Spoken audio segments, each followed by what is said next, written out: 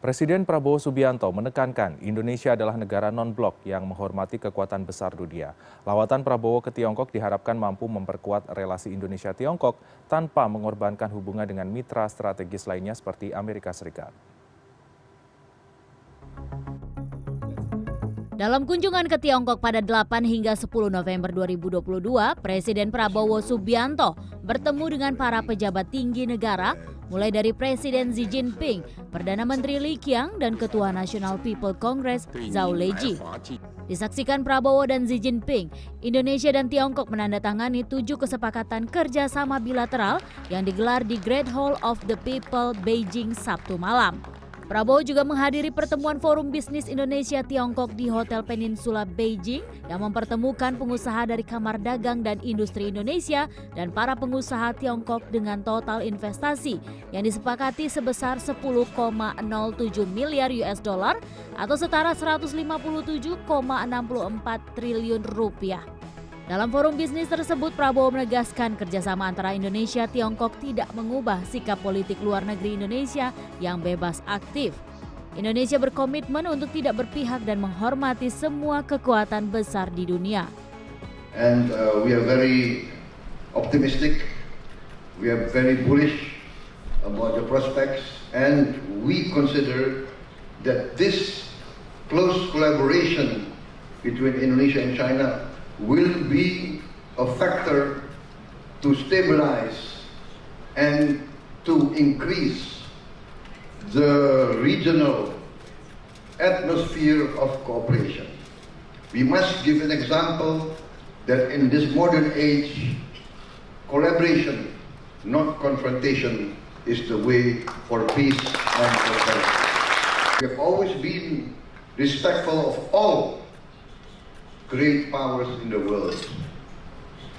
Direktur Paramadina Graduate School of Diplomacy Universitas Paramadina Ahmad Hoirul Umam menilai MOU Indonesia dan Tiongkok dalam pertemuan di Beijing mencerminkan kedua negara siap bekerja sama di berbagai sektor.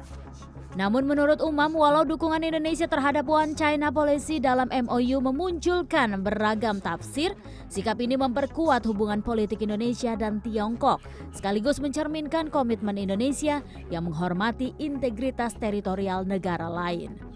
Pertama, dalam konteks netralitas tentu menjadi poin yang harus ditekankan.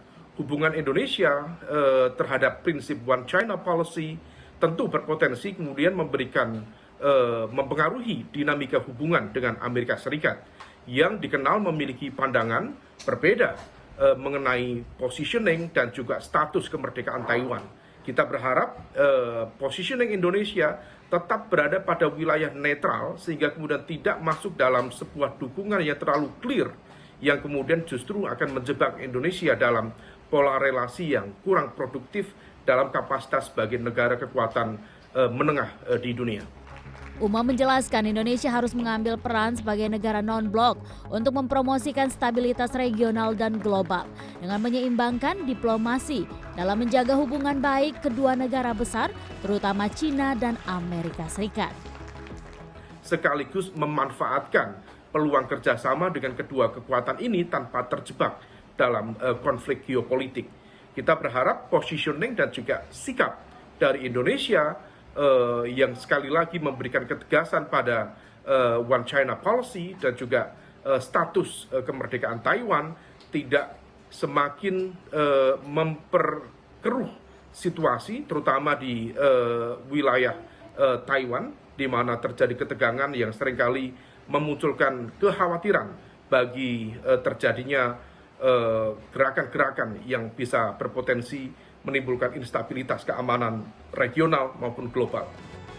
Umam menambahkan Indonesia perlu memperkuat relasi dengan Tiongkok sebagai mitra strategis dalam konteks akselerasi ekonomi Indonesia. Namun tanpa mengorbankan hubungan strategis dengan mitra lain seperti Amerika Serikat, dengan berfokus pada kepentingan nasional dan diplomasi bebas aktif untuk menjaga stabilitas regional dan global. Tika Beremau, Beijing, Tiongkok.